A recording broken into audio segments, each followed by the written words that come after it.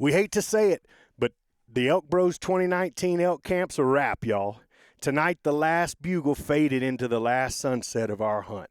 And what an incredible hunt it's been. So tonight we tie up all the loose ends with all the stories from the last day's hunt, lessons learned, and tips and tricks for you to take with us from our elk camp. That, as well as a couple questions from our ElkBros mailbox. So guys, pull up a chair, adjust your volumes just right, and welcome to Blue Collar Elk Hunting.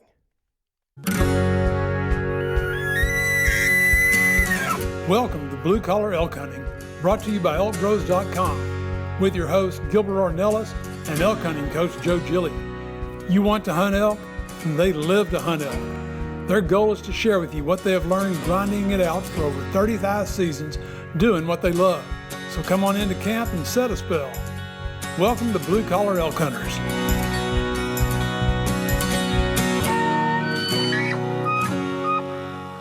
Welcome back, everybody. If you're new to the show, glad to have you. And for all our elk hunting grinders out there that have been following us week to week, welcome back to Elk Camp. I'm the host of the show, Gilbert Ornelas, and to the right of me right here, we've got our elk hunting coaches, Joe the Elk Whisperer Gilia and Leroy Chav Chavez. And to the left of me over here, as y'all can see, we have the Venezuelan Mafia in the house, Luis Gonzalez and Manuel Gretron.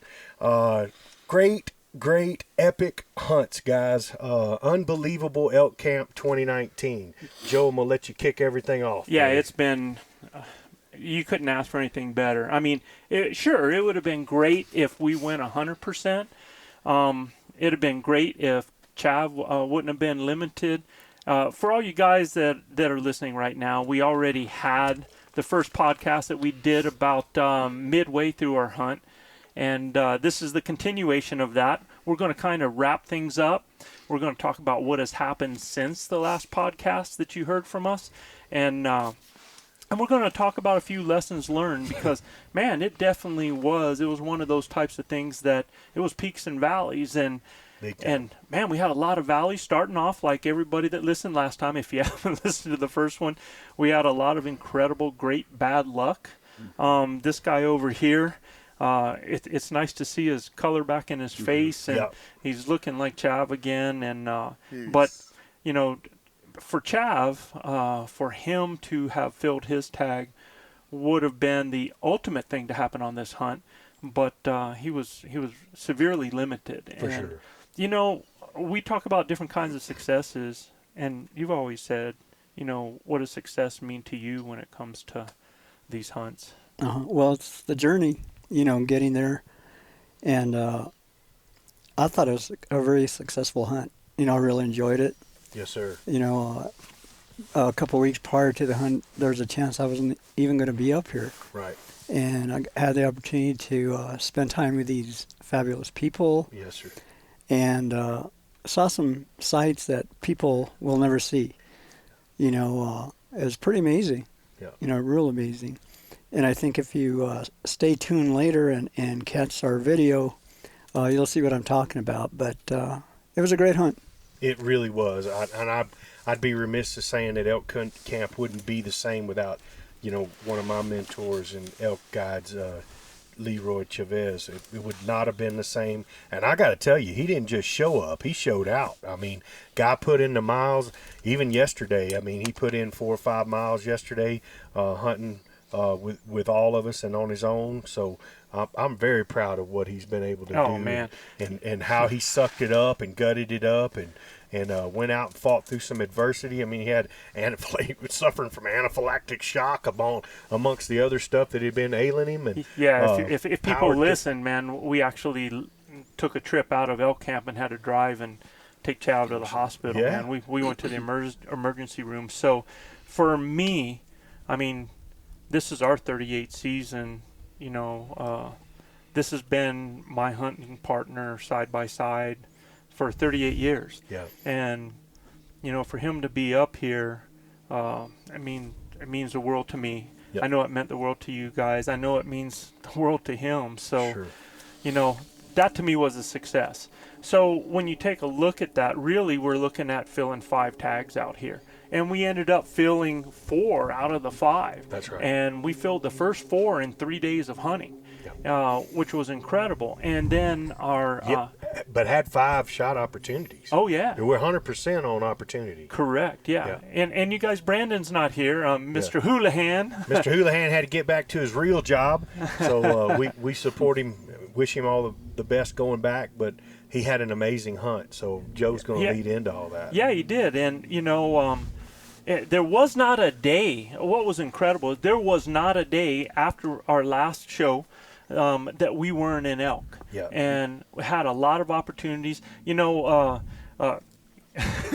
Luis kind of felt like the stepchild there because he ended up having to hunt on his own a bit. A bit. Huh? Half of the hunt. I enjoyed it, by the way. I learned a lot too. Yeah, and He tagged out on the second day, so on his elk, so he went off deer hunting. So yeah, and it's one of those things that this was the first time for us. Yeah. Because in this hunt there was a whole different element, and that's you guys. Yeah. You guys out there, you made a big change for ElkBros, and I tell you what, coming out here, I didn't know how it was going to happen. Yeah, we put a lot of guys in the woods. Yeah. Put a lot of guys, having a cameraman and having a spotter and 2 everything. cameramen. Yeah, and two cameramen, a spotter, and a guide. I mean, a caller. It was challenging, but the footage you guys are gonna see from these hunts are gonna be amazing. I'm telling you, I'm very proud of what we put together, and I know Joe is too. So. And Manano here. Yeah. Manano. Both Luis and Manano had deer and bear tags as well, and Manano actually put his bow down and wanted to shoot the camera, wanted to follow and wanted to record, and he really got into the system because the camera equipment that we had, he really understood that, and that was critical. Because until then, I was being the cameraman. Right. So on your bull, Yep. I was calling and doing. He was calling and cameraman, and then I had a spotter behind me. Chav was with me. It was amazing. We had 2 hunters set up in the Flying V, and I mean it was epic. I'm telling you, I wondered a lot of times watching Waddy and some of the other guys out there that put video out, how they get that many guys in the woods and become successful. Well, we did it. Well, see, that's what was that was what's so critical about Manano filming, because it actually freed me up to think about just being a guide, being a caller, moving the group. Because when you have somebody over the shoulder like he was with Luis, that's incredible. I mean, that frees me up to go in the back and to do the things I need to do, because had I not been able to move, when Luis, because the bull that came into Luis, that bull was actually getting ready to come in on the downwind side, and I just went flying down the ridge and started calling further down to turn him and bring him by. Now, he turns. And he did turn. And had I had to do a camera, that might have been a whole different deal. And I hear guys that do this, that have done this incredibly well. You take a look at stuff by Corey Jacobson. Sure. You take a look at stuff by Trent and Born and Raised and those guys, man, and incredible stuff, you know. Sir. And when I listen to them when they talk about their first time doing this and how difficult it was to get it, to do this on video, we ain't professionals, man. We're blue collar guys, man. We are elk hunters that are trying to give this to you, and so this is what you're getting from us, and so I can't thank you enough. And I know Luis would have jumped in. For sure. It was my pleasure, honestly. Yeah. I enjoyed it.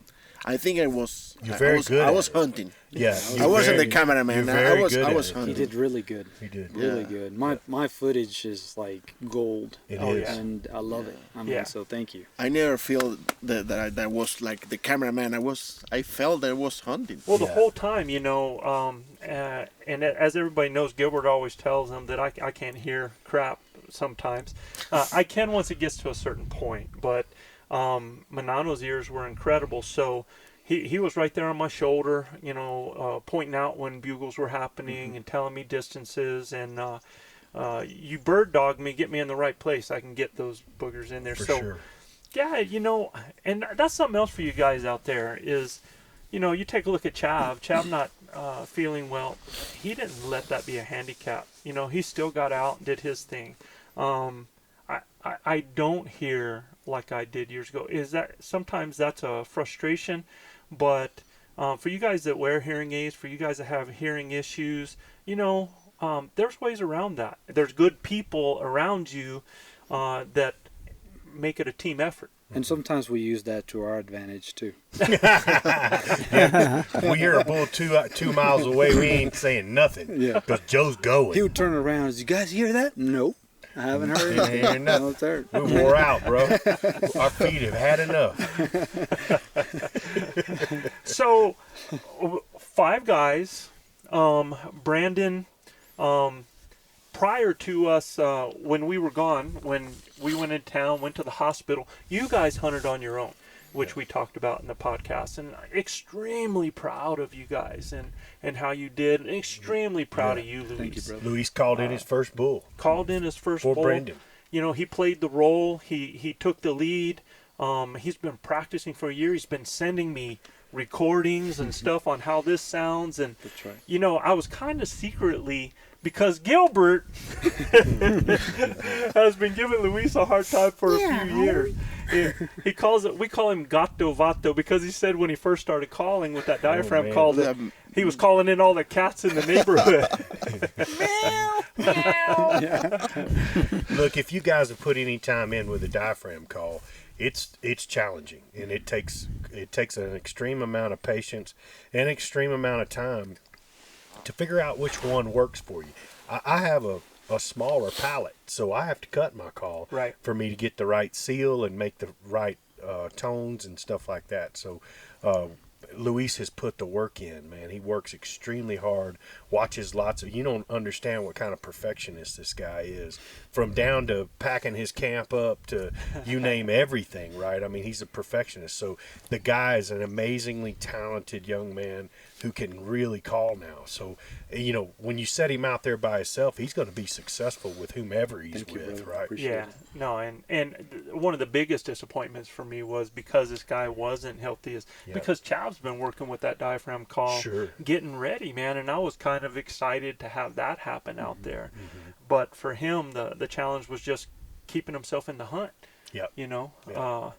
And so the only guy right now out of the group here that's not using a diaphragm call, and I don't know who is that. I don't know. We're gonna work on it But with I you, man. promise. We're gonna work on it next with you. season. I'll be calling some. I'll be shooting some cow calls at least. I'll say this though, real quick, and it was years past. He had no interest in learning it, right? And it wasn't until this year, halfway through the hunt, that I think something clicked and he realized the importance of it, and. So first time that I actually see true interest in Manano really wanting to work on. And why is that, dude? Why? Because you weren't there. I was scared. Okay, this is our turn. He stepped out and he did it well. He did fantastic. But things can happen. And somebody turns an ankle, gets hurt, whatever. And even if whatever happened that day, we need to split up for any reason, and it's just the two of us, then we can help each other out too, and and it just brings, it puts more tools into our toolbox. Definitely, because the huge thing that we always talk about for all those guys out there is locate your failure points, things that could keep you from being successful. And did we know that we were going to have to go get a UTV fixed? Did we know we were going to have to take Chav to the emergency room? No, man, that's stuff that just happens. So now you guys are in a situation where, hey, you got to make it happen. Yeah, well, y'all stepped up and didn't interrupt any of Brendan's hunting, because he's usually been paired up with me and stuff that. So it didn't. We appreciate that. Yeah. He didn't miss a minute's hunt. No, he didn't. In fact, so Brendan, when we talk about the fifth guy, we know that the 4 guys here all took an animal, and it was just wouldn't have happened without all of us working together. For sure. I mean, total team effort. Right, and big shout out for Brendan too. We were all wore out that night. He got up. All these guys got up and went to my kill. It was late, and a really tough pack out in a really tough area. But at the end of the day, everybody helped one another out. You're always doing that to us, I know, man.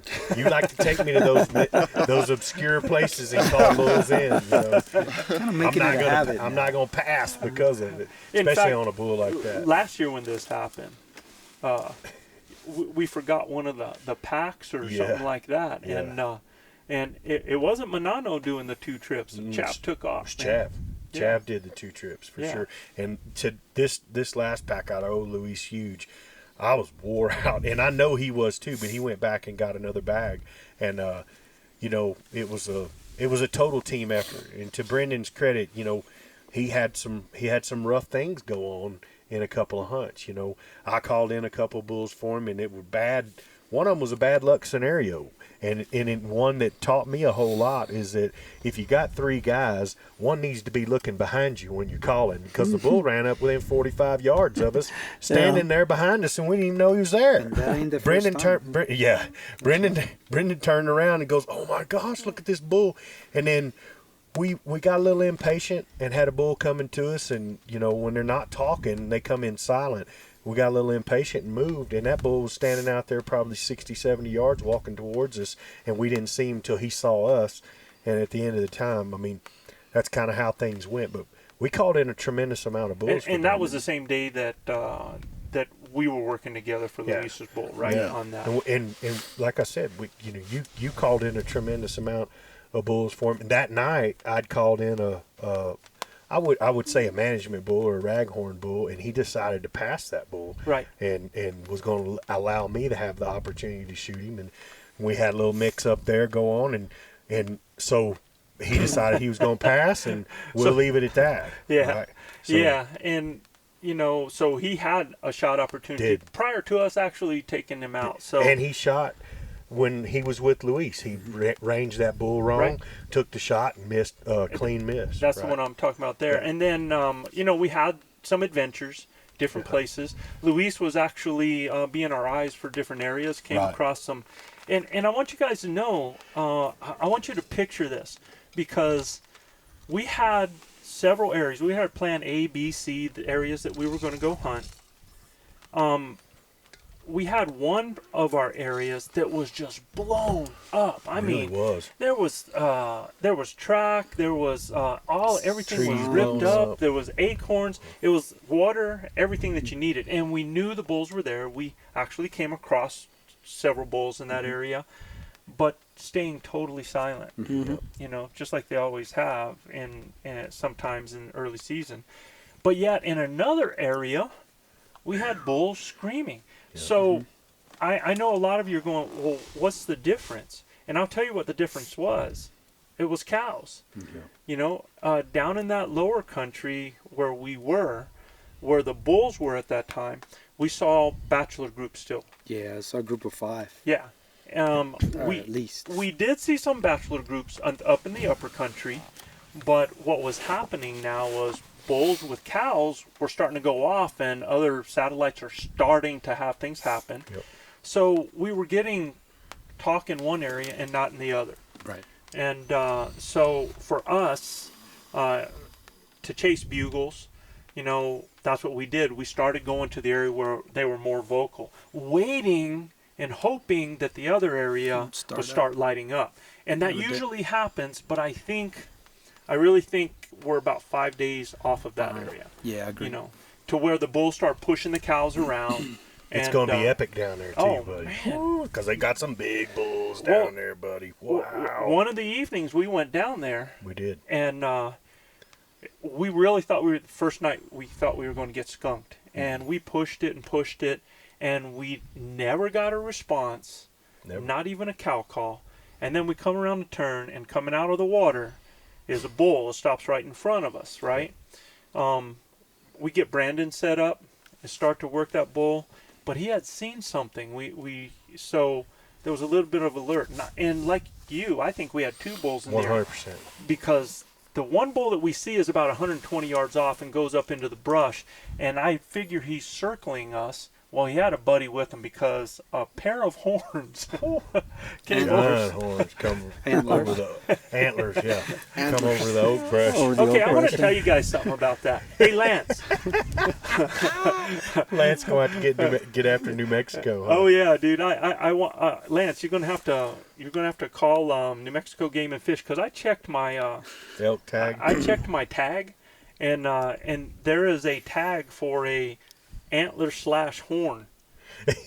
But I explained that to you. It's so you have, depending on the animal, you can still write antler/horn and then just change the name of the animal. So you're defending, you're helping. Absolutely.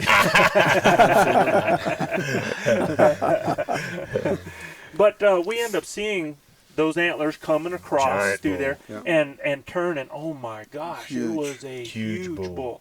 So we know what bulls. In fact, the group of bachelors that we saw down there, there was one beautiful bull with some nice satellites, man. Sure. So that didn't pan out. So we end up hunting up here. We go one morning,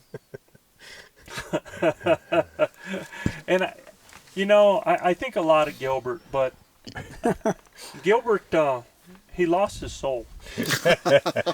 Literally. Both of them. Two souls. We Two park the ATVs in an area, and we start hiking out, and we hike up to a ridge, and we start calling, and immediately Manano's like, there, and I'm ready to go, man. And one of them was close. He was close. Yeah, really close. Coming. So we start going down the hill, and I hear Gilbert go, Joe, wait, man, and he goes, Oh my God! yeah. I said, "Oh my God! Look at my boot."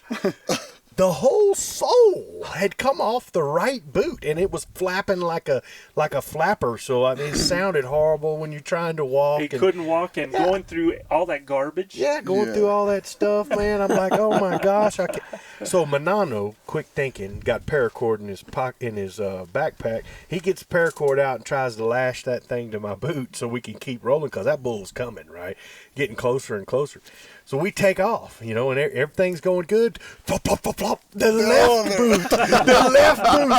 I do not understand this. The left boot sole comes off. Look, these are very well made boots by a well-made company, and I don't know whether you got some extreme heat on them or whatever it may be, but I'm telling you, the soles came off, and I looked up, told them, I said, guys, I'd love to be there with you, but I'm gonna slow you down. I don't have any soles on my boots, and it's wet, and we're going through some pretty rough terrain. I said, y'all roll out of here, go kill that bull. I'm gonna go back to camp, get my other pair of boots, but it taught me something. I'm probably going to put me a spare pair of sneakers or boots or something in my mule from now on. And that way, in case something goes wrong, I got it with me, Yeah. Another failure point, Yeah. So, But it goes to show, too, the type of terrain we walk through here. yeah, it's It's tough. rough stuff, man. It's tough. I got brand new Well, boots. just ask Chav. Yeah. Yeah. I got brand new boots to come here, and they worked out really good. But they beat up. look like they're 3 years old. Yeah, and So I don't know about you two, but I think every one of us has fallen down on this thing at least once or twice. Son of Yeah, a for gun, sure. dude. I did it. Absolutely. Yeah, you did too. I You did. fed No, it. sir. Uh, I got you he on don't camera, have man. he don't have it on no camera. That's Yes, for But sure. sir. you sure He was stumble and he was sure enough trying to get me on camera to fall down. I promise. Yeah. What following?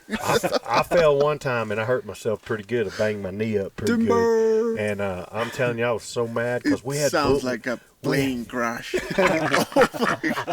had some bulls coming in, and I did not want to fall. And it's just part of it. We work so hard up here, and you get so wore out, tired that you get a little stumbly, And it's not the going up that's hard, is it? No, it's that downhill, Yeah, with all the deadfalls and the little stobs and sticking all the up. little rocks and Yeah. and then with the grass as high as it was, this Can't thing, see all some that. places you can't see it. Yeah, you step and there's a rock there that you Right. didn't know it was, and your Yeah. ankle goes, and that's it. And the one thing that really sends you forward is when you've already stepped and you're bringing other your foot. other foot forward, And and a stick catches it in the front. Yeah. That's the end.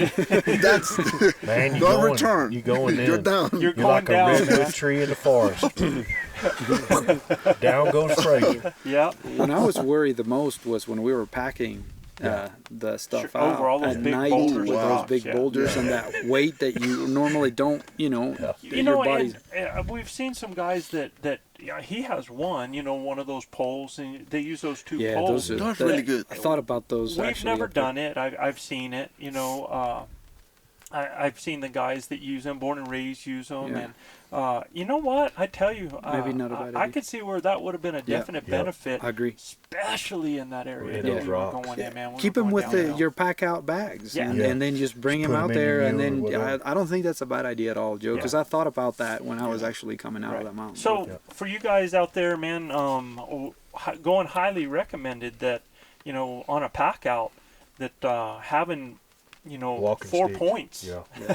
having those 4 points can keep you from ending up on your face. Because I fell down one time with my pack of meat. you did. Yeah, I ended up I knew I was going to go, so I just sat down Yeah. with it. Yeah. But so it didn't end up being. And I think you did that when you fell, man. You just kind of, to protect your bow, you just kind of rolled to one side. Right. Yeah, kept the bow safe and then rolled and hope for the best.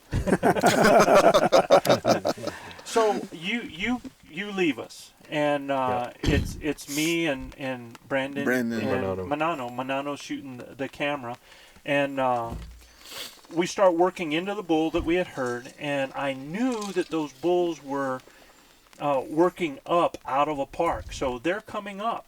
And the one thing that we had to do, and we talk about this with people, is you got to be real careful of moving ahead of those animals and letting your thermals go right down to them. So we kind of laid off and let them come up the way they wanted to, and we stayed off to the side.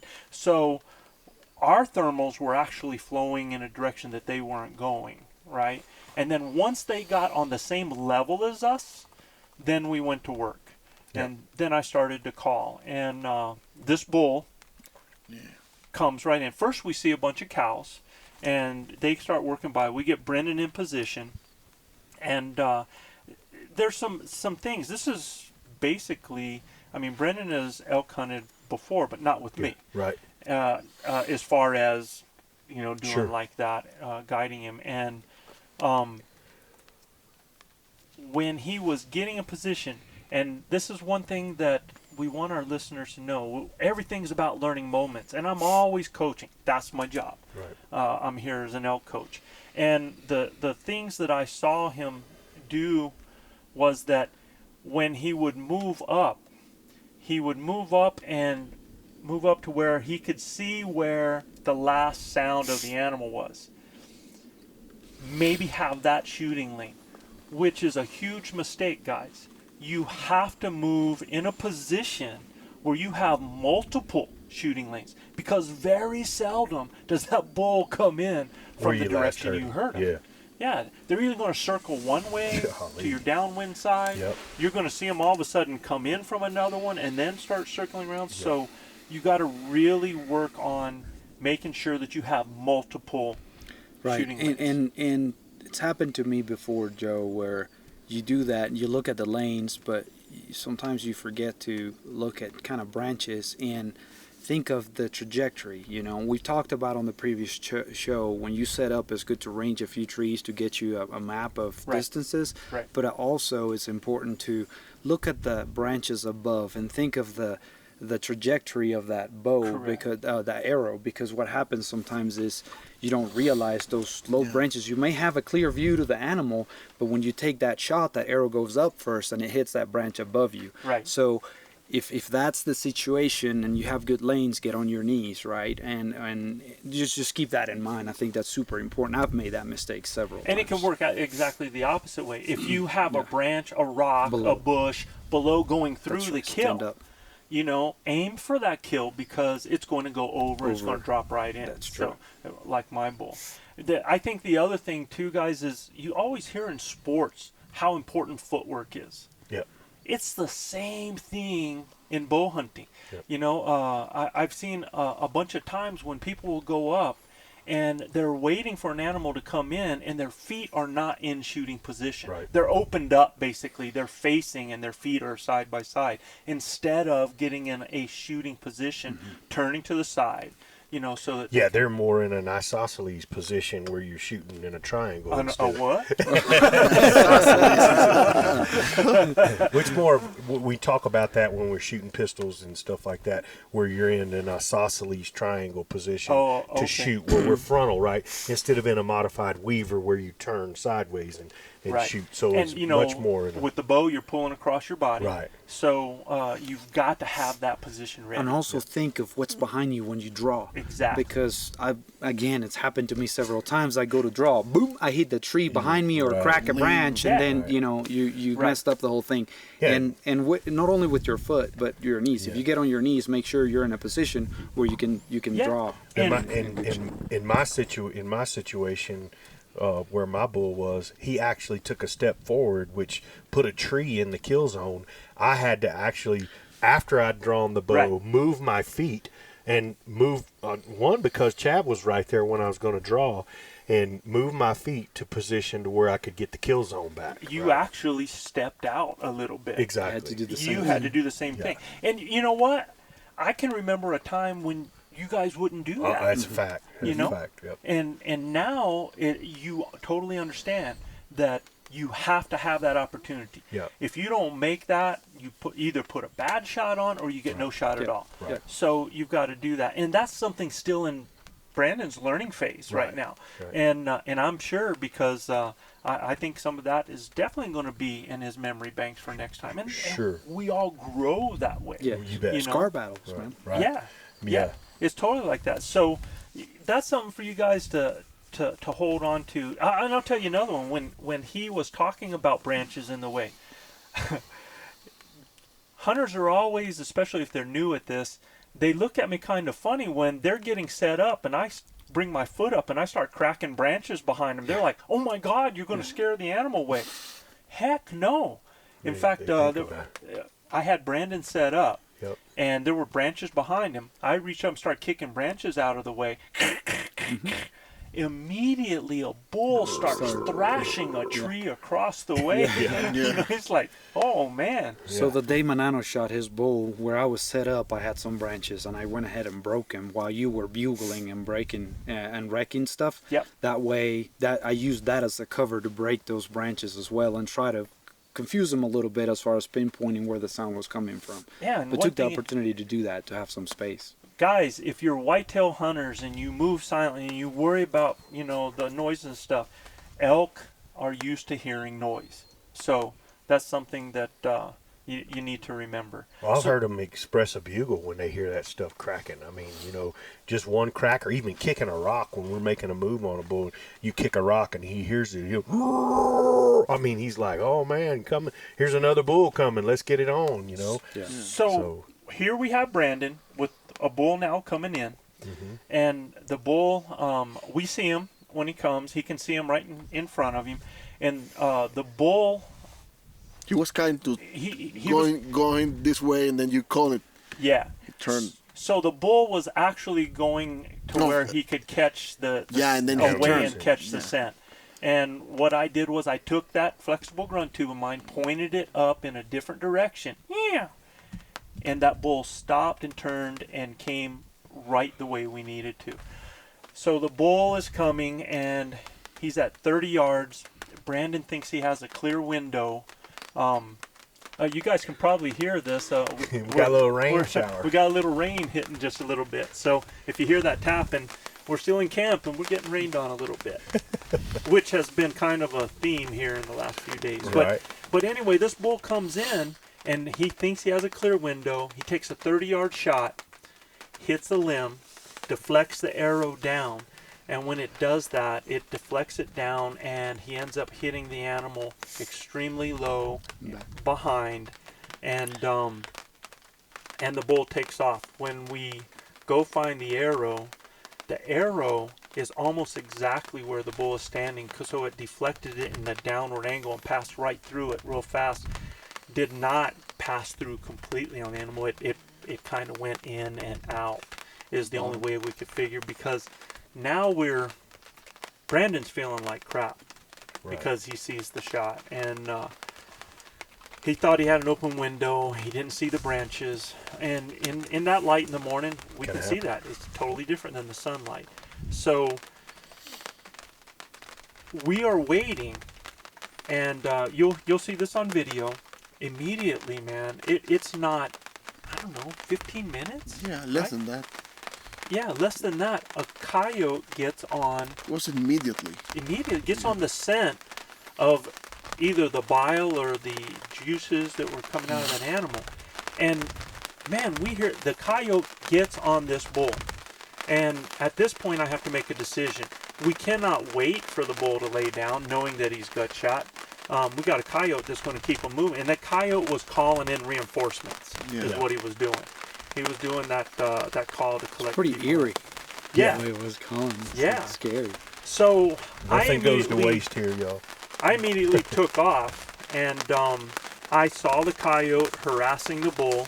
The bull was there was a good distance between them. He's just kind of staying off of him, barking. The bull is walking, and man, so I come in, and the bull sees me, the coyote takes off, bull takes off, and I tracked the bull in its tracks for over 100 yards without a single drop of blood. And when I saw the hit, it was back and barely any blood coming out. I don't know if it was internal organs that blocked it or what. So, guys, sorry that it's crackly. Sorry, I'm going to have to move my bags. Oh, yeah. You're getting the real thing out here. We're going to get. Yeah. So we're going to pause this for a second, and we'll be back for station identification. Well, guys, we're back. It was one of those deals that Shooting that you here at don't Elk control. Camp, can't control the weather.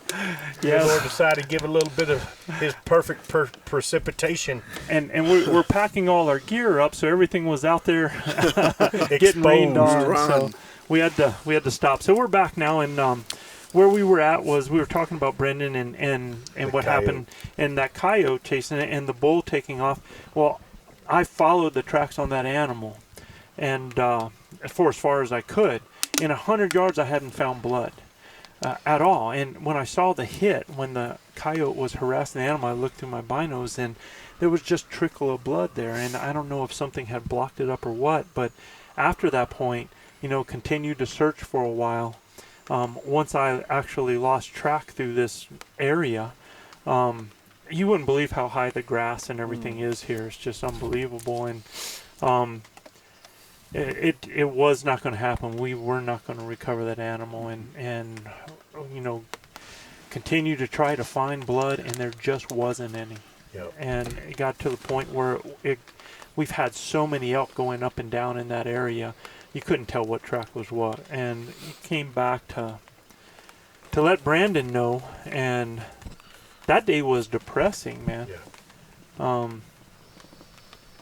Had to really sit with him, and a lot of times coaching. Yeah, that's part of coaching. Yeah. The disappointment and The thrill of victory and the agony of defeat. exactly right. But you try and learn from any mistake you may have made, or kind of relive the situation. Maybe be a little bit more patient. Right. And that's one thing that as the sun came up, and Brandon kept just saying, dude, I just feel like crap right now. And none of us here has not felt that. Sure. We've all been there. Yeah, we've all been there. us. Multiple times. Right. And trying to share that with him and make sure that, he understood and learned from it. Because again, y'all, sometimes had he been a little bit more patient, and he couldn't see it until the sunlight came up, but there were a lot of sticks. Limbs in the way for the window that he picked. Had he waited 2 more seconds, he said, well, but I would have had to have moved out. And there we go. He said, I would have had to have shifted out in order to shoot that.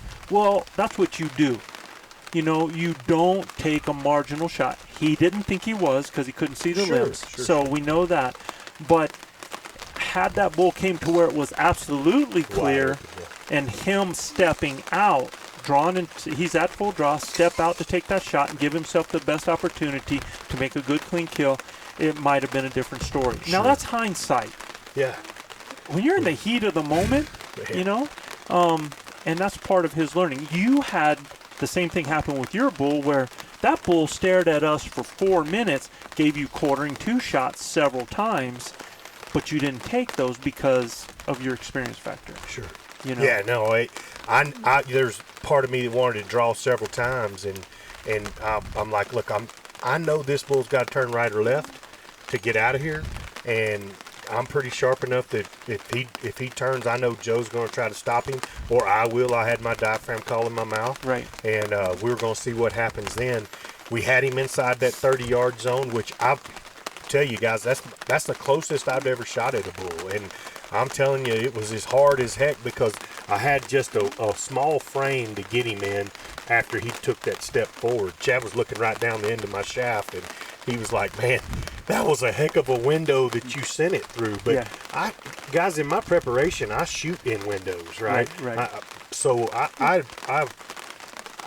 want you guys to, when y'all are practicing, make you practice tough. Right. You know, make you practice hard. Shoot from your knees. Shoot with some things that are in your way, right? Shoot over some obstacles. Shoot down, shoot up. Shoot down, shoot up. I knew also that bull was downhill, and when he ranged him at 35, I knew that I could shoot him for 30 because of, you know, how the trajectory goes, right? And when I did, I touched it off. I thought the shot was just a touch high, and it wasn't. It was right in the center, right where you want it, and you know, the rest is history. But it takes time. It takes time, guys, and nothing I think can give it to you better than experience. Right. And unfortunately, as bow hunting goes, and many of you out there know, you're going to have a little bit of heartache with some of your success. You know, that's how we get better. Manano and I talked about that quite a bit, and you know, sometimes the best shot is what, Manano? Not taking the shot. Yeah, that's right. On the second best. Yeah. Yeah, for sure. A full miss. A full miss, right? Yeah, you know, and it's so funny because none of us like to miss. We feel bad when we miss, but you know, that is the best deal, man. If it is there, because again, you know, in talking with him, in talking with you, Luis, we've had this conversation before that when we do as bow hunters. Once we do decide to take the shot, right, and we draw back, there are 3 things that are going to happen. One of 3 things are going to happen. Either you're going to hit and kill that animal, and find it, or you're going to miss, or you're going to wound that animal. One of those. So we work our butt off to make sure that we hit and kill that animal by the decisions and the choices we make in the quickest, most humane way as possible. Until that wound, we had taken 4 animals. All of them died within sight, under 1 minute. Yeah. So, I'm telling you, Gilbert, your bull was dead in 15 to 20 seconds. Yes, sir. I mean, he went down in 10 seconds. Yeah. You know, I mean, if that, you know, because time, the way it goes, man, 10 seconds is actually a long time. When you think about it, a world-class sprinter can go 100 meters in 10 seconds. That's right. That bull of yours did not go 15 yards before it went down. Right. You know, your bull went 30 yards. My bull went 30 yards. If, you know, Manano's bull probably went 30 yards. Yeah. And, I mean, it's just, that's incredible. When you can watch them fall, Joe, it's incredible. That's how there's no other. There's Manano says it best. It's a relief. I mean, you know, nobody. Those animals are so tough. They're so athletic.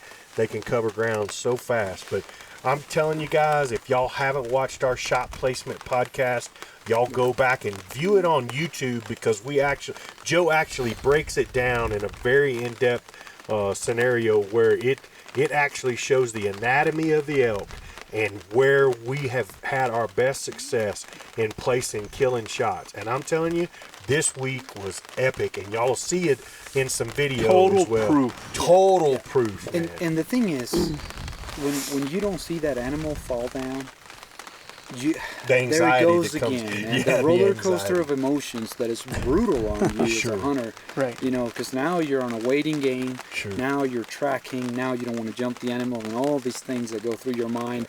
You start second guessing your shots. You start kind of replaying that video in your head over and over, and it's just it's brutal. You could ask Joe, man. I wanted to back out for 2 hours, and he's like, "We're going to change the laws of Beto, son. That bull is down and dead right there." I'm like, "Man, I don't want you to go down there and get him up. You know, he might have just laid down. He might have one lung and deflated or anything." That's right. And we couldn't find the arrow either, so that was, that was something else. So at the end of the day, when you can see him go down in sight, I agree 100% with Luis. It's such a relief. But again, even if that animal does run off and you have paid attention to your angles and you put that shot in there, yeah, now it's your due diligence, and you have to understand by when you find your arrow or when you find the blood, knowing what kind of blood it was. Was it a liver hit? Was it a gut shot? What was it, a lung hit? And you can, if you guys learn all of those things and learn to properly wait, like Gilbert has always said, if you do something and it's liver blood because you shot bad angle, man, you're going to wait 4 hours before you go in on that animal. At least. At least 4 hours.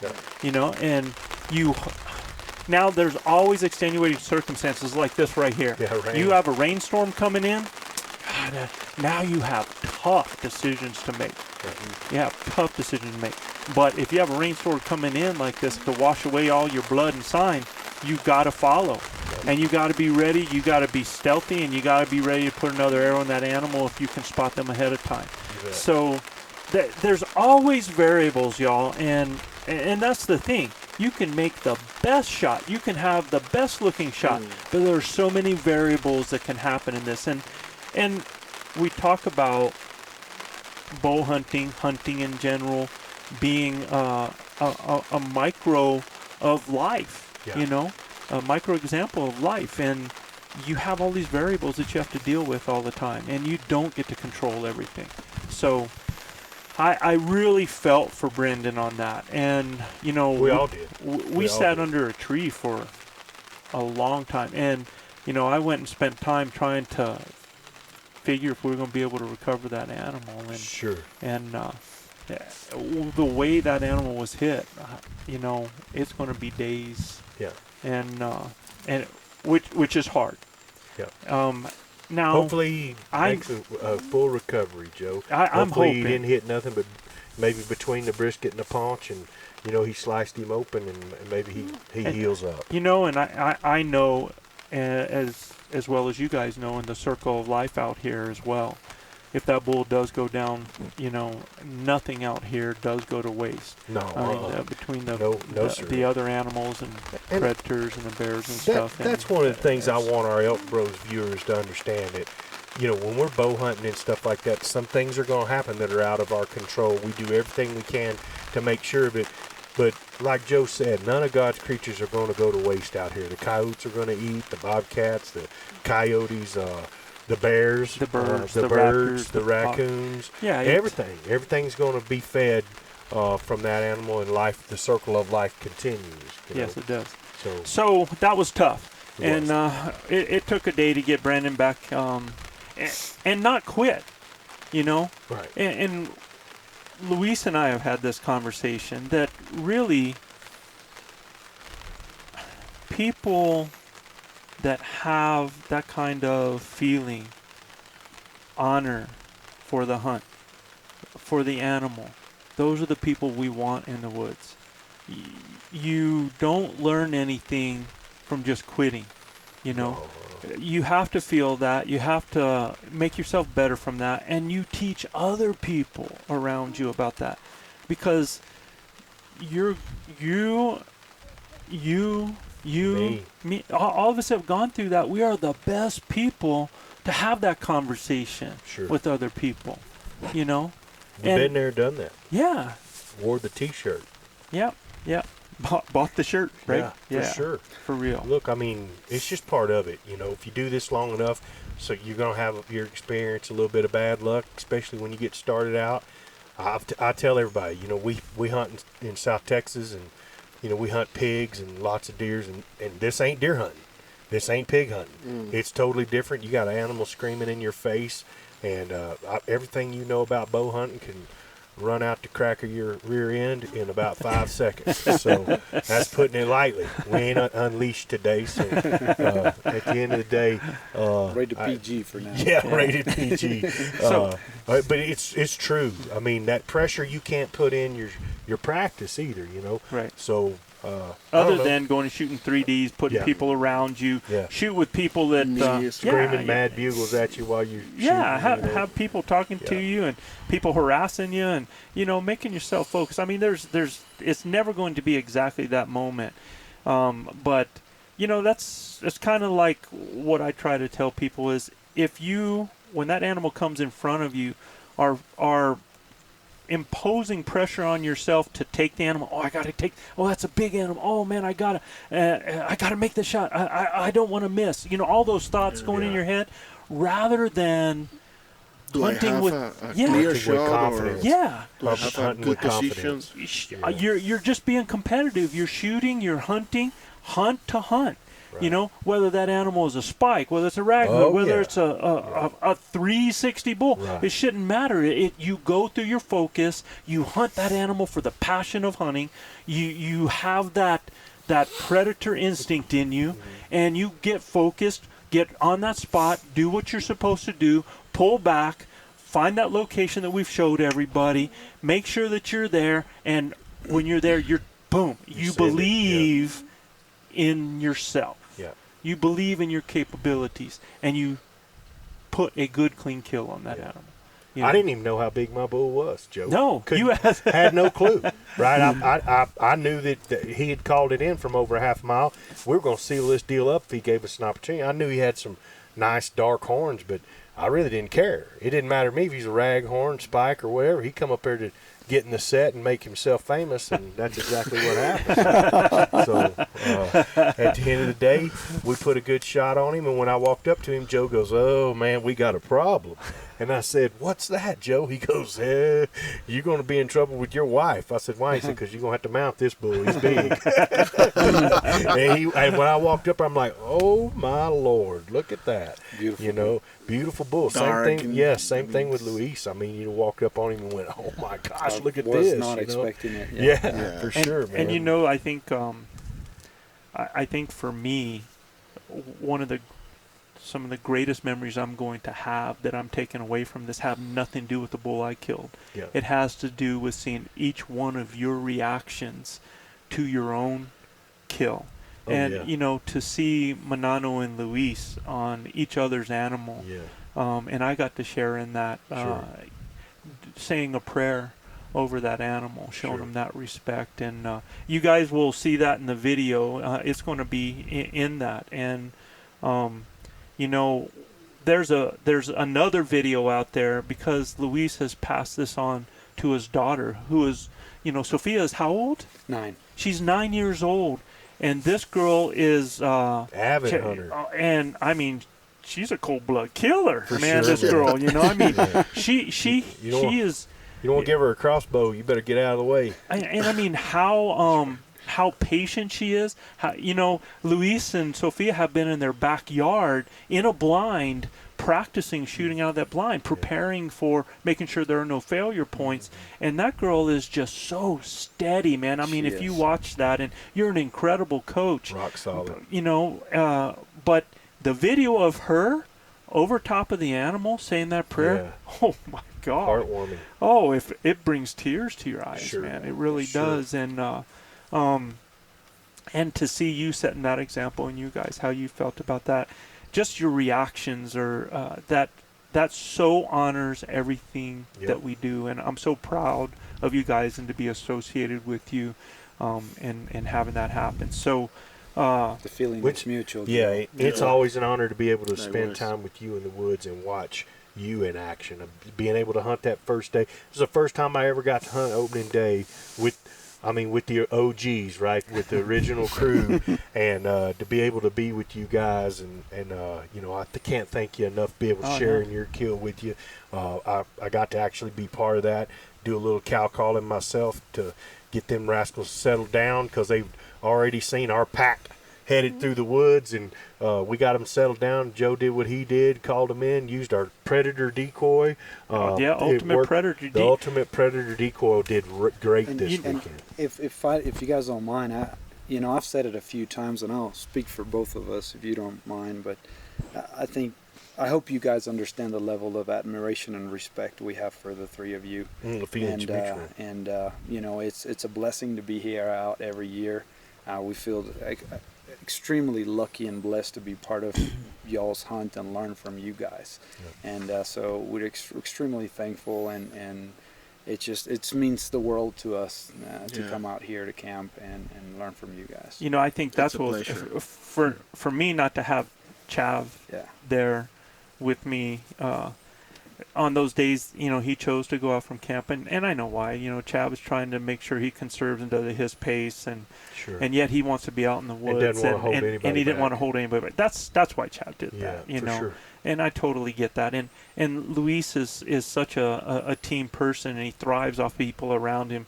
I know he enjoyed hunting by himself, but I know it also killed him to not be in the group, to not be sharing the laughter and stuff like that with the group, and that's, it is what it is, and that's so cool, because that's the kind of person you are. But there's another element of cool that happened this weekend is, you know, when you're hunting public land, guys, you're going to run into people. Oh, yeah, right? yeah. And this was just another level of cool for me. Joe and I are actually sitting down, and we hear some guys bugling and stuff like that, and we actually called them in, and they came in, and they were like, man, you guys were putting on a show. Cow calls going here, bugles going over there. We had to come see what was up, right? Well, these are actual friends of Joe's. Yeah. And I didn't know it, but they came walking in on us. Joe was talking to one guy over here, and the other guy came walking in, and Manano and I were standing there, and he walked up to me, and he said, hello, my name is Amadeo Soto. Amadeo Soto. And I said, oh, Gilbert Ornelas. He goes, oh, yeah, I know you. I'm like, oh, really? He goes, yeah, you're on the ElkBros podcast. He said, man, I feel like I'm in Elk Camp every day with you guys. That's why we do it. Yeah. Man, I'm telling you, to see a guy like that and him come into your set, he could have been mad, number one, right? But he was really cool about it, man, and loved the show. And then his buddy Fidel came over. Fidel Lamba. Fidel Lamba. He came over and, shook my hand, said, oh, man, we love y'all's show. Y'all do such a great job. I mean, what's the odds of running into somebody that actually listened to ElkBros podcast in the elk woods?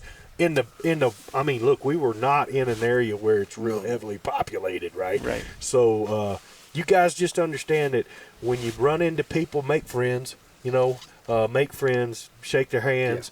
Because I'm telling you, it wasn't 15 minutes this weekend we'd encounter somebody and we'd be right back in the middle of elk. And, the elk didn't care they were there. Yeah. In fact, we have a question. We're getting ready to go to our mailbox, and one of those is going to come from Amadeo, because he was up there and he said, man, he says, we're going through the woods and this situation was happening. He was like, after listening to the show, he's like, what would Joe do? Yeah. WWJD, what would Joe do? Oh, don't even say that, dude. Don't even get there. We're going to have a new segment, WWJD, what would Joe do in ElkBros, baby? No. Keep that honor where that honor belongs. So that was cool. And so, guys, last night it was incredible. We stood on a ridge. We watched the sunrise going down in our last seconds of our hunt. We worked our butt off yesterday. I mean, we hunted from all day, morning till dark. Ended up sleeping out in the woods. We had a tough time with the wind yesterday, and that's all part of it, the elements and the weather and the things that happen with that. But we stood on that ridge as that sunset was going down, listening to our last bugles, and for 2019 for this group, it was something, and it was sad. in a way. It was sad. Think of how many memories, unforgettable memories, we have built and we've created together in the last this 5 years season. Yeah. In this 7 days of hunt. Right. Things that we'll never forget. Right. And stories that we'll be able to tell up until the last days of our lives. So, and I'm going to ask you, Chad, what are the best things that you took out of this? What are some of your best memories?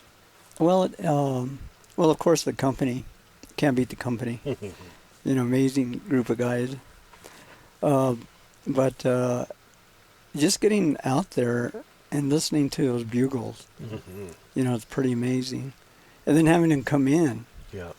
There were several times where my line of vision compared to Gilbert's is different. He could see the elk, I can see the horns. But just the excitement and the thrill of being out there, it's just amazing. It's something that you can't take for granted because you never know when it's going to end. So, yes, sir. I really enjoyed it. We enjoyed so much having you here, Chad. Thanks for sucking it up and being an unbelievable trooper and role model for us. Yes, sir. And Gilbert, what was your memory, man? For me, it was going through the ups and downs, right, and keeping a positive mental attitude through the difficulty we had. I love this group, and then Chav not being 100%, watching him battle, that was huge for me. That gave me resolve to get up every morning, right, and not stay in bed, because we tagged out pretty quick. And I could have just kicked it and went deer hunting with Luis or whatever, right? But we stayed at it and worked really hard to get Brendan done. And I feel like it was a success, for sure. But at the end of the day, for me, it was just being positive through all of the adversity, right? And I think that just comes from, number one, you being a coach, and number two, me being a coach. We worked through those adversities, and we can only control the things that we can control, which are our attitude and our effort. And I thought that was stellar no matter what happened this weekend. So I'm really proud of that, and I'm really proud of our guys, that how they stuck together and helped one another through thick and thin, no matter what time, no matter how tired we were, the whole 9 yards. So it's a huge team effort. That's what I'm proud of. And, I'd like to add that I could see people metamorphosizing. Gilbert's gotten leaner, quicker, and his endurance is pretty amazing. And he's become a real good caller, expert caller. I appreciate and that. I know the next step is Luis is getting there. Yep. And he's probably already there, but just now the self-confidence. And watching these two guys, gosh, Energizer bunnies, huh? No doubt. Yeah. The best food in camp and also the best comedy. True. Never a dull moment. But it's been amazing.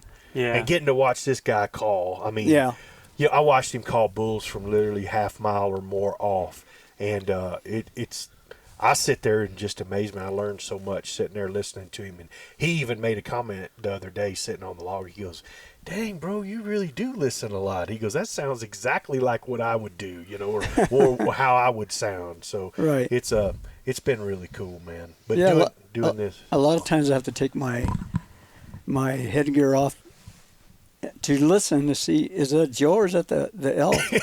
Yeah. Where's that call coming from? For sure. So it's just amazing. Yep. I appreciate that, man. I mean, it's funny. I don't think about it.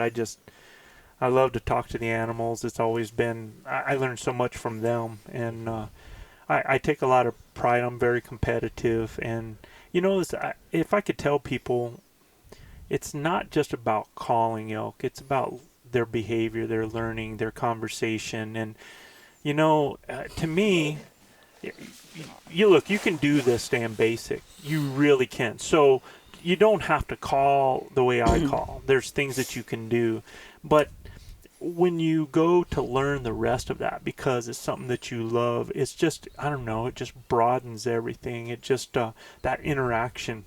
Yep. Beating them at their own game. For sure. Becoming part of the herd. Yeah.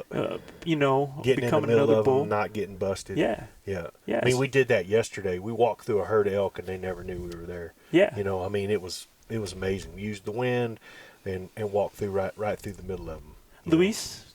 Memories? Yeah. Well, I keep a log, and you guys know this. Yeah. I We keep don't want the whole log. No, Luis, I keep a daily log because every day out here is so important to me that I want to always remember it, right? Yeah. So since I've been coming here for the last 4 years, I've every day I keep a little diary. I try to write it when I get into my tent, and try to.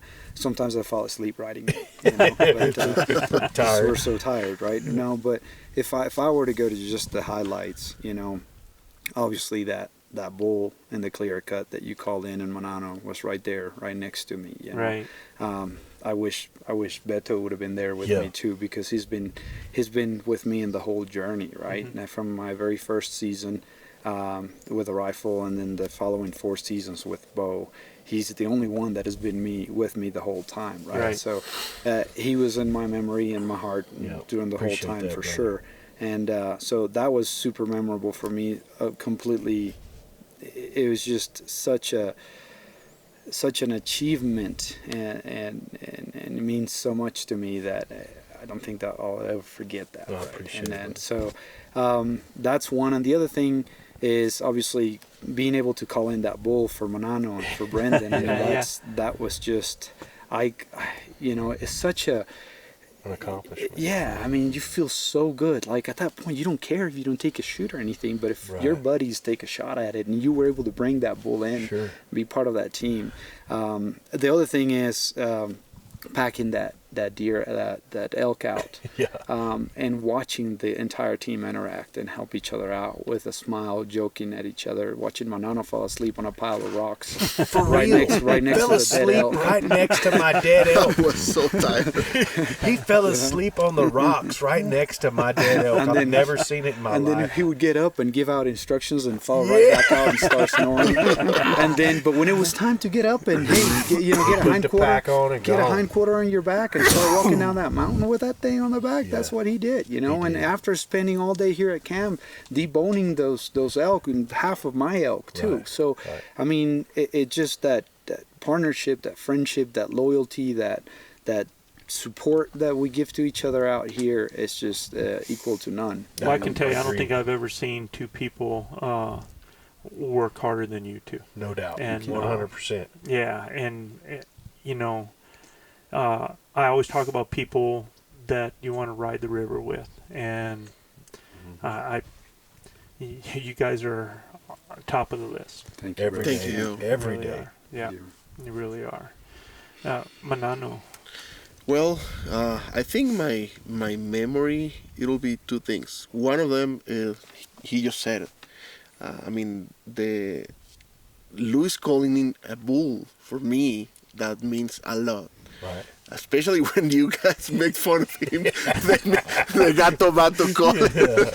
You take part in that too. I was He's guilty as well. Yeah, I'm guilty. I'm guilty, but it was months ago. Yes. It wasn't years ago when all that thing happened, and him being able to call in a bull, it was huge. Right. I mean, we can do it. That's right. That's right. We can do it. That's why he mentioned it. I don't know, a couple of hours ago, that my brain make like a click. Right. If he can do it, I can do it. Sure. It's not like a challenge. Don't go that far. It's not like a challenge. Now. Hold on a minute. There we go. But it's not because of a challenge. Yeah. It's because things can happen. That day he wasn't there. Right. And he was able to call in a bull. That means the world for me. I mean, guys, you don't need me anymore. You're ready. Well, we need you. We need all of you. We need Let's not go there. And I really appreciate that, buddy. I honestly do. It's my honor. And the other thing is the same, that that we have here, the friendship. Yeah. the what he gonna do, trying to read his mind every time, what he did call like that, and ask him so many questions like a baby, right. every single moment. Right. Why did you do that? And do you think they're gonna come this way or that other way? And trying to to draw a map of his knowledge. Yes. Because it's not a thing that I can put a USB pen drive and put it in my head and learn all that and pass through all that information. That's not an easy journey. I mean, Agreed. that's the beauty of being around guys like you and you too, Beto. I mean, it's an honor to be you so here. much. Yes. And I really thank you. Yeah, I think all that's mutual, man. So, guys, that's pretty much 2019. Already making plans for 2020. Absolutely, man. And, 365 and counting. Hope to have some surprises for you. Yes. Next year, we're going to try to do some things bigger and better. As Elk Bros, as it's going, we're real excited about that. Well, I think we're already got some surprises in the planning for you guys. So look for those to happen here in the future. So before we head out of here, we got some question and answer from our mailbox. And Luis, you're going to help us out with that? Absolutely. The first one is for Jordan Schroeder. Jordan Schroeder. Yeah, he's he's asking a question about us not shooting mechanicals and what kind of fixed blades we recommend. Well, you guys all killed elk. That's going to be an easy answer. And Gilbert, I mean, I think nobody best than you. When we started bow hunting, that's the first thing you shied us away from the mechanicals. Guys, when you come up here hunting these elk, they're such big, hard-boned critters. Their ribs are thick. Their bone structure's really thick.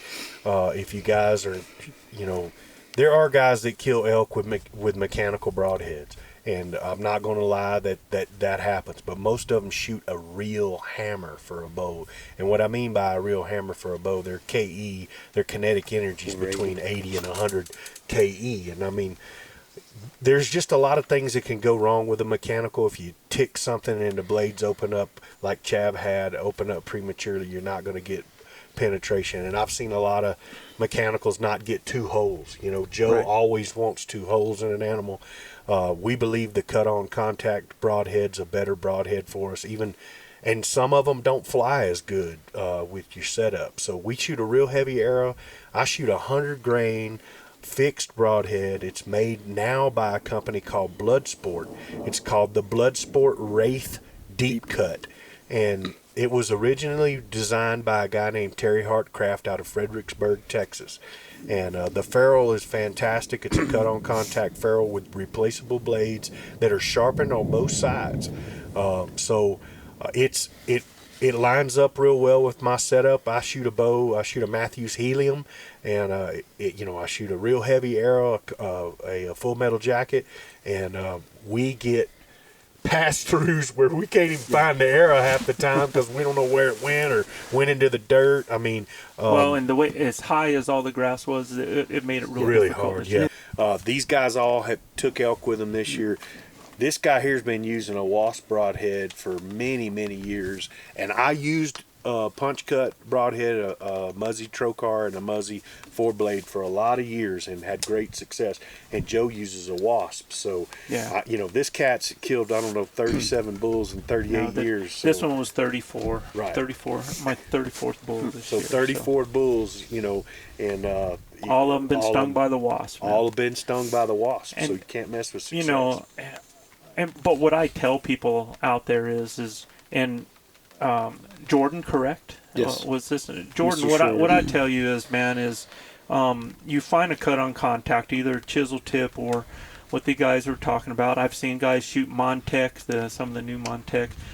It's a nice looking blade, but find and experiment the broadhead that flies the best with your setup. I believe in wasp, and I'm the type of person that when I find something that works for me, I stick with it. I mean, you can tell that because of the number of years I've been hunting with these guys here. The number of years I've been hunting with this guy over here to my right, our 38th season together. You know, when I find something that works, I stick with it. And that broadhead flies just like my field points. It's never failed me.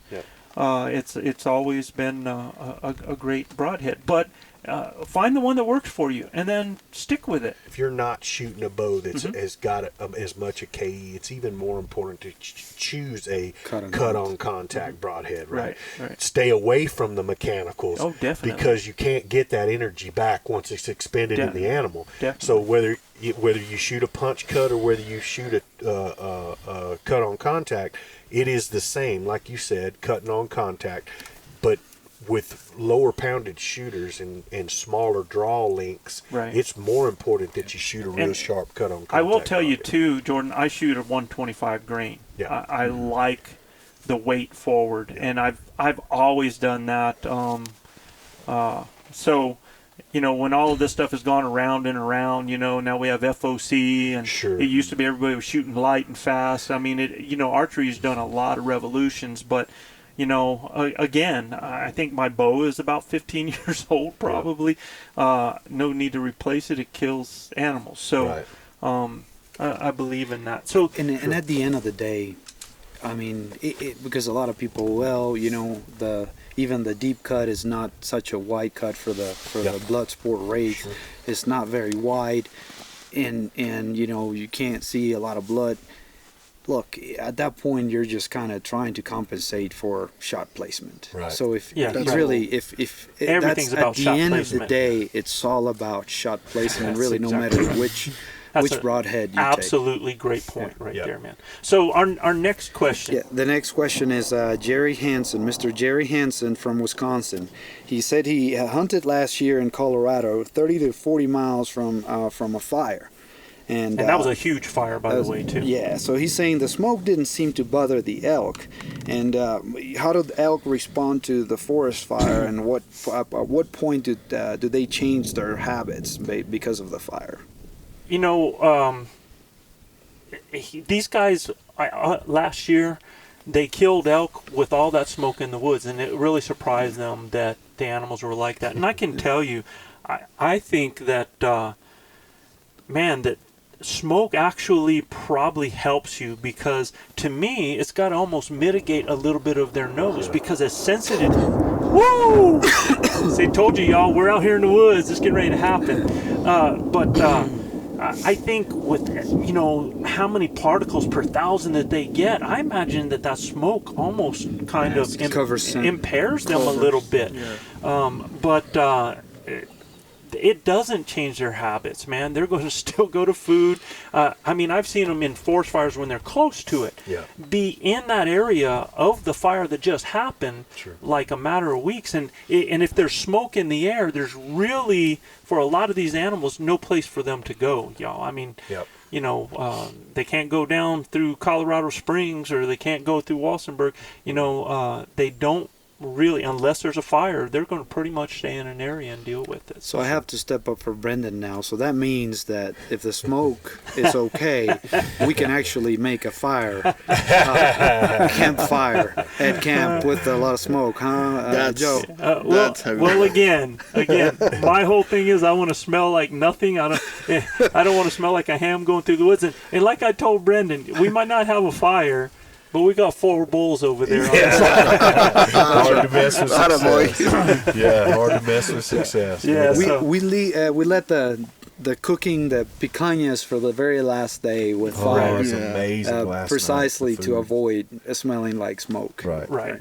So, there's a lot of things for that. And if you keep the wind, it really doesn't matter what you smell like. But again, if you've listened to any of our podcasts, when I talk about scent, I still think there's a degree of odor that we put out that the stronger it is, the more local it seems to the elk. So, so listen to the other podcasts on scent, and you'll get that. Exactly. All right?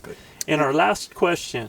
comes from Mr. Amadeus Soto. Amadeo Soto Amadeo from was in the Springer, New Mexico. Yes, that's right. We met Amadeo up in the woods. He did, man. Yeah, and he got to. He was stoked. He was Yeah. stoked to meet us and talk to us and stuff like that. So, big shout out to Amadeo. I don't know why he was stoked to talk to you. He knows me, dude. He's like, oh, it's just daggum Joe, man. That's what he said. That's what he said, Manano, huh? I know you, Gilbert. Yeah, that's what he said. I know. You, Gilbert, I know you. Gilbert was like, oh, okay. Yeah, that's kind of funny. But he did have a question. He goes, I got a question for you. He goes, hey, what strategies do you guys use early season when elk are not talking? Yeah, and we gave him that strategy, and remember, just because elk are not talking doesn't mean that the elk aren't there. Right. You got to look for your sign. You got to be in those areas where you're seeing the track, where you're smelling them. And one of the things that I told him, one of my favorite techniques to do is, especially when the bulls are bachelored up, is I like to move slowly. I use cow calls that actually are a little, Lost. well, no, Chirps, I'm yeah. using Like I'm chirps. using those regular mews like a Right. bull would use, Sure, even, yeah, sure. so that you have one or two things happen. Either a bull is coming in because they think it's a cow, or they think it's another bull. And what we do is we move slowly and we look for those animals sneaking in on us and listen for them. One of the days that I was hunting in the lower area, Joe, I heard very low cow calls, low tone or high tone, but low volume cow calls, and I started kind of walking in that direction, and then I started hearing the antlers, and I think the bulls, and they were all bachelor bulls. So to your Wasn't point, a single cow there, wasn't but a you thought you single- were hearing cow calls. yes, sir, and they were actually cow calling, but they were bulls. Right. And So- I saw two groups that were sparring against each other, and then saw four more guys at the bottom, and you have the footage, right? Yeah, So and I call them bow calls. that's right. Because they're bull cow calls or bull mews, Right. and people don't understand, because even the other night somebody had said, well, but they can, because a bull and a cow can do the same vocalizations. A bull can do the same vocalizations as a cow and vice versa. And somebody said, except for a bugle. That's what that was me. Yeah, and they can. The cows can bugle. A lot of people sometimes will mistake the fact that they think it's a bull and it's a cow doing that bugle. Wow. And it's during a time of the year when they're having to be insistent, and yeah, it's real interesting. So that's the biggest technique that I use. And there's all the other things. You can use water, if it's a dry year. You can still hunt in there, you can smell them and then hunt into the scent, which we did for years, huh? A long time. Yeah. Yeah. And before our skill set got up, especially early season, you walk crosswind, catch the wind, and then start hunting into it and get into those elk. So That's right. there's a lot of different techniques you can use, but I really like, and there's, if you watch some of the things, and I'm going to tell you, go out there and check out Chris Rowe. Check out check out the Elk Nut, Paul. Paul is and Chris have incredible things on slow play and what you can do as far as breeding sequences, stuff that I've done for years that I never, I called it putting on a show. They just get Right. very technical, right? They Exactly. really explain it with graphs and how the tones should go, and they break it down into different vocalizations. Oh, and- really, really good content. And for they're sure. so passionate. I mean, if you've ever listened to Paul, he is so passionate. He's so energetic. The dude's like, I think he's like in his late 60s, and just loves what he does, Right. So it's great. Well, guys, we're getting ready to get storm number 2. We're going to head out of here. We're going to call the end of this. So go ahead and close it out for us, Gilbert. Well, it's been an amazing show, guys. What an awesome, epic week up here to spend time with all of our elk hunting brothers. And from Joe, Chav, myself, and the Venezuelan Mafia, we ask all of our elk grinders out there, men, hug your wives. Wives, kiss your husbands. Hug your babies. Keep your broadheads sharp and your powder dry. And we'll see you next week right here on Blue Collar Elk Hunting. Amen. Thanks.